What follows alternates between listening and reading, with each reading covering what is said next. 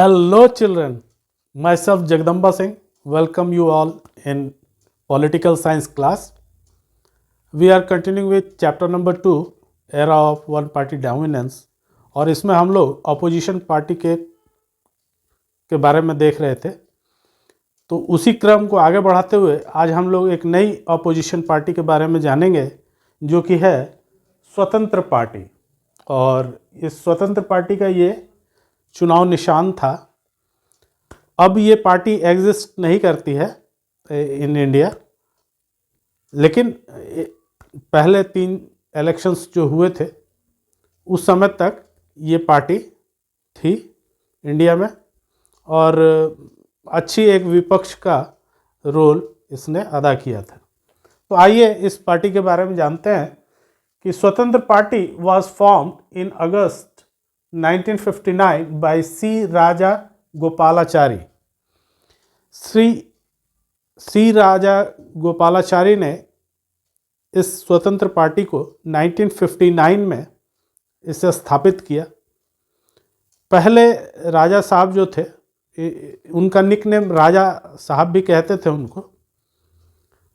तो वो एक प्रोमिनेंट लीडर थे कांग्रेस के और नेहरू जी के कैबिनेट में भी थे, लेकिन उन्होंने जो पॉलिसीज़ कांग्रेस अपना रही थी उस समय, उसको देखते हुए उन्होंने कांग्रेस को रिज़ाइन किया और अपनी एक नई पार्टी इस्टेब्लिश की जिसको हम लोग स्वतंत्र पार्टी के नाम से जानते हैं।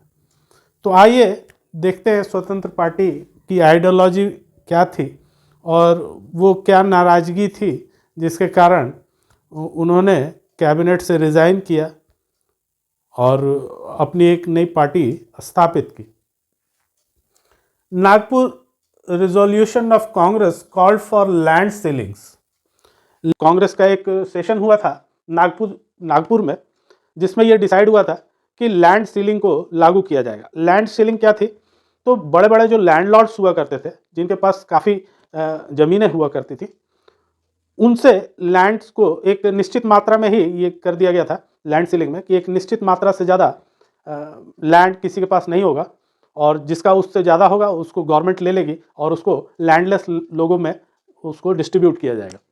तो ये एक लॉ उस समय कांग्रेस के नागपुर सेशन जो हुआ था रिजोल्यूशन, उसमें ये डिसाइड हुआ कि वो लैंड सीलिंग को इम्पोज करेगी और take over the food grain state by the state, और स्टेट से फूड ग्रेन को वो सेंटर के पास उसका अधिकार चला जाएगा और सेंटर उसको डिस्ट्रीब्यूशन का काम करेगी और स्टेट से इस पावर को ले लिया जाएगा। ऐसा भी उसमें था।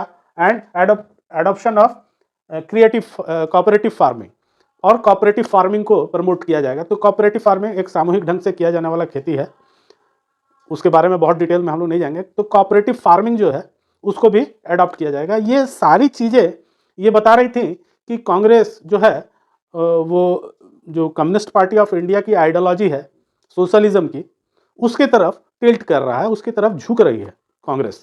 यानी लेफ्ट, कांग्रेस के बारे में ये कहा जाता है कि वो सेंट्रिस्ट पार्टी है, लेकिन वो इस तरह के वेलफेयर स्कीम्स ला रही थी जिससे ये लग रहा था कि वो सोशलिज्म की तरफ टिल्ट कर रही है, उसका झुकाव जो है वो सोशलिज्म की तरफ हो रहा है। और ऐसा इसलिए था क्योंकि जैसा कि हम लोगों ने इस डोमिनेंस वाले पूरे चैप्टर में ही कांग्रेस के डोमिनेंस को पढ़ा है और जाना कि उनका जो नेचर था वो इंक्लूसिव था।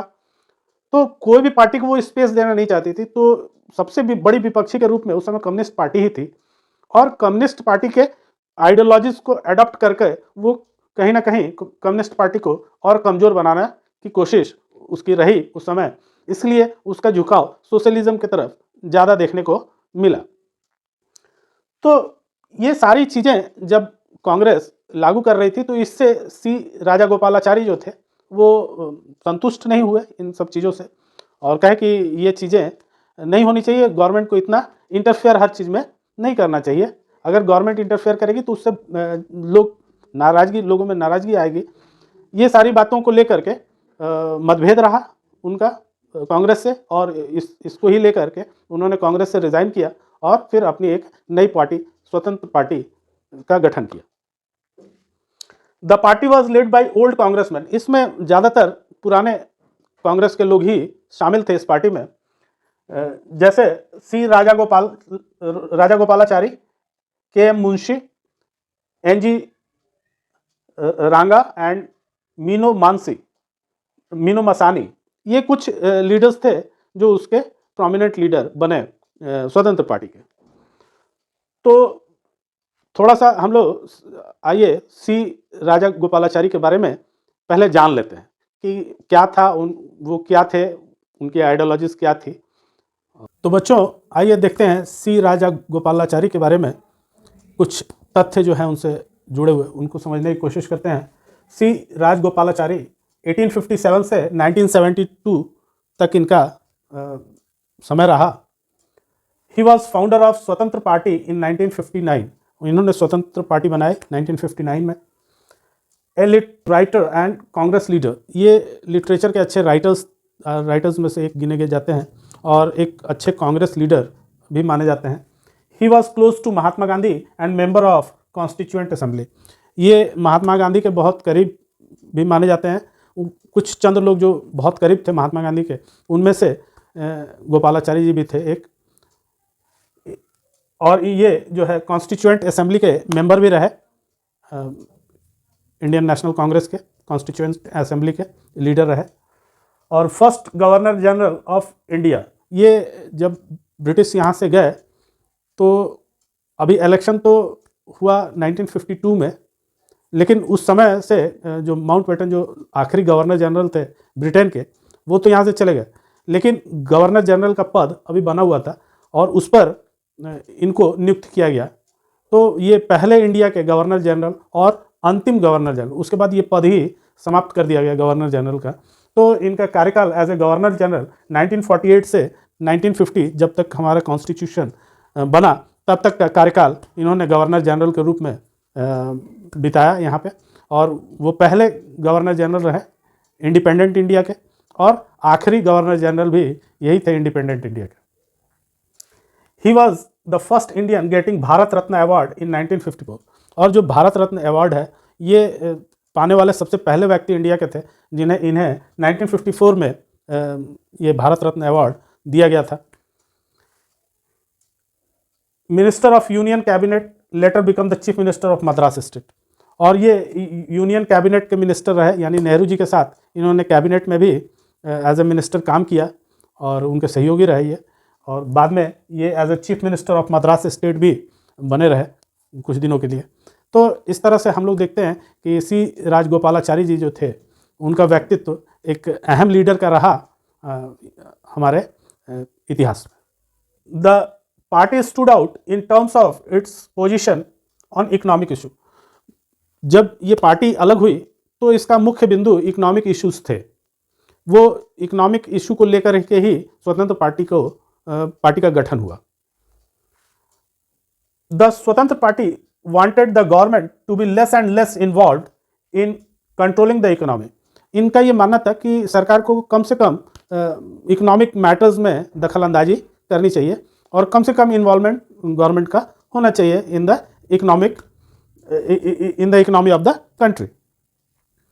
The party believe that the prosperity could come only through individual freedom, और इस पार्टी का ये मानना था कि प्रॉस्पेरिटी जो आएगी, खुशहाली जो आएगी, वो इंडिविजुअल फ्रीडम से ही आएगी, यानी कि एक व्यक्ति जितना ही स्वतंत्र होगा, यानी गवर्नमेंट का कोई बंदिश ना हो, और जितना स्वतंत्र रूप से लोग काम करेंगे उतनी ही खुशहाली देश में आएगी, उतनी ही प्रॉस्पेरिटी हम लोग को चारों तरफ देखने को मिलेगी।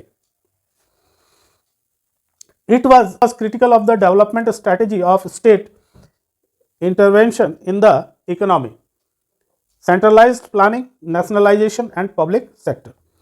हम लोगों ने देखा कि उस दौर में जब स्वतंत्र पार्टी अलग हुई उस समय सेंट्रलाइजेशन की बात चल रही थी कि बहुत सारे प्राइवेट फर्मों को सेंट्रलाइज किया जा रहा था, जैसे कि जितने भी बैंकिंग थे उनको सेंट्रलाइज कर दिया गया, उनको सरकार अपने अंडर में ले आई। फिर जो कोयला का क्षेत्र था उसे भी अपने अधिकार क्षेत्र में ले आए। तो ये सेंट्रलाइजेशन का जो एक समय था ये, और उस समय स्वतंत्र पार्टी इसका सबसे बड़ी विरोधी पार्टी थी कि उसका कहना था कि इकोनॉमी को कोई बाउंडेशन में नहीं होना चाहिए, गवर्नमेंट के प्रतिबंधों पे आधारित नहीं होनी चाहिए इकोनॉमिक जितनी फ्री होगी लोग उतना उसमें इन्वॉल्व होंगे। तो it favoured expansion of the free private sector, और उनका ये मानना था कि फ्री प्राइवेट सेक्टर्स होने चाहिए और इस पर गवर्नमेंट का बंदिश नहीं होना चाहिए, कोई रोक टोक, कोई टैक्सेशन वगैरह गवर्नमेंट को इस पर बहुत ज़्यादा इम्पोज नहीं करना चाहिए। और इन्हीं इकोनॉमिक इशू को लेकर के स्वतंत्र पार्टी का गठन हुआ श्री राजा गोपालाचारी के द्वारा। It was also opposed to the progressive tax regime and demanded dismantling of the licensing regime. उस समय स्वतंत्र पार्टी जो थी वो टैक्सेशन के बिल्कुल खिलाफ थी। वो नहीं चाहती थी कि बहुत ज़्यादा टैक्स इम्पोज किया जाए, क्योंकि इससे बिजनेस या इंडस्ट्रीज हतोत्साहित होते हैं। इसलिए वो चाहती थी कि बहुत रिजनेबल टैक्सेस होने चाहिए। और ये जो लाइसेंसिंग रिजीम है, यानी लाइसेंस का लंबा चौड़ा तामझाम है, ये इतना लंबा चौड़ा नहीं होना चाहिए कि अगर कोई एक व्यक्ति कोई इंडस्ट्री लगाना चाहता है या कोई बिजनेस करना चाहता है तो उसको ये लाइसेंस वो लाइसेंस तमाम तरह के रजिस्ट्रेशन, इन सब चक्रों को कम करना चाहिए गवर्नमेंट को, ताकि इंडस्ट्रीज हमारे फले फूले और बढ़े और यहाँ बिजनेसमैन को सुविधा मिले, ताकि वो टैक्स के बोझ से ना दबा रहे और उसको उत्साहित रहे वो कि वो बिजनेस कर रहा है और उसमें उसको प्रॉफिट भी अच्छी हो। तो ये सारी चीज़ों को लेकर के ये पार्टी चली उस समय। और it was critical for the policy of non alignment, जैसा कि हम लोग जानते हैं, और जो दूसरी वाली बुक है उसके फर्स्ट लेसन में हम लोगों ने नॉन अलाइनमेंट के बारे में पढ़ा है। तो India was one of the non alignment movements country. तो इनका मानना यह था कि हम लोग को नॉन अलाइनमेंट को नहीं मानना चाहिए, और सोवियत संघ से जो भारत की नज़दीकियां हैं ये ज़्यादा ना बढ़े और हम लोग ज़्यादा करके यूएस की तरफ अपना झुकाव करें, जो कि एक कैपिटलिस्ट कंट्री है, उसकी तरफ झुकाव हमारा होना चाहिए। यानी ये मुख्य तौर से स्वतंत्र पार्टी जो थी वो एक राइटिस्ट आइडियोलॉजी की पार्टी रही और ये कैपिटलिज्म को सपोर्ट करती हुई पार्टी थी। तो जिस तरह से इनकी आइडियोलॉजी है ये उस ग्रुप को बताती है जो कि इंडस्ट्री और बिजनेस से रिलेटेड जो वर्ग उस समय इंडिया में था उसको ये कहीं ना कहीं सपोर्ट करती थी। जैसे कि ये लैंड सीलिंग की बात करती थी, तो लैंड सीलिंग लैंडलॉर्ड्स के पास है, तो लैंडलॉर्ड्स तो इस पार्टी से खुश रहेंगे। तो एक लैंडलॉर्ड है लेकिन उसकी जमीन लेके 5 लोगों में बांट दी गई, तो 5 जो लैंडलेस लेबर्स थे उनके पास भूमि आ गई, तो 5-1 का रेशियो बन रहा था कि जहां 5 लोग बेनिफिटेड हो रहे थे वहां 1 लोग स्वतंत्र पार्टी को सपोर्ट करने वाले थे। तो कांग्रेस ने इसीलिए लैंड सीलिंग का के प्रोग्राम को लॉन्च किया था ताकि वो गरीबों में खेतों को बांट सके, और उसका झुकाव जो था वो सोशलिज्म की तरफ था। इसी को देखते हुए स्वतंत्र पार्टी एक राइटिस्ट पार्टी के रूप में, एक कैपिटलिस्ट पार्टी के रूप में वो अलग हुई और उसने अपनी विचारधारा को लोगों के सामने रखा और एक जनाधार इसको मिला।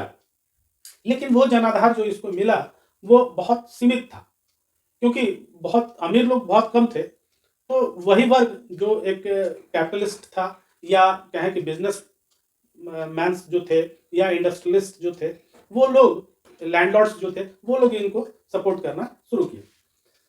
तो it's narrow social base and the lack of dedicated cadre of party, तो सोशल बेस इसका नैरो हो गया क्योंकि वो 10-15% लोग ही थे जो अमीर वर्ग के थे जो स्वतंत्र पार्टी को सपोर्ट कर रहे थे, और बाकी लोग तो फिर दूसरी तरफ थे। तो इसका एक बेस जो था वो बहुत नैरो था स्वतंत्र पार्टी का। और दूसरा पॉइंट है कि लैक ऑफ डेडिकेटेड कैडर, इस पार्टी का कैडर बहुत बड़ा नहीं हुआ और बहुत लोग इसमें इस पार्टी को में शामिल नहीं हुए एज एक्टिव मेंबर्स, बहुत लोग इसमें शामिल नहीं हुए और डेडिकेटेड कैडर नहीं मिलने के चलते ये एक बड़ा ऑर्गेनाइजेशन नेटवर्क तैयार नहीं कर पाई। ये पार्टी जो है वो अपना बहुत बड़ा नेटवर्क तैयार नहीं कर पाई, और देखते हैं कि 1977 में जब इलेक्शंस हुआ उस समय ये पार्टी को का विलय जनता दल में हो गया, और उसके बाद फिर जब जनता दल जीत कर आई तो ये लोग भी मिनिस्टर वगैरह बने, इस पार्टी के लोग भी जीत कर आए।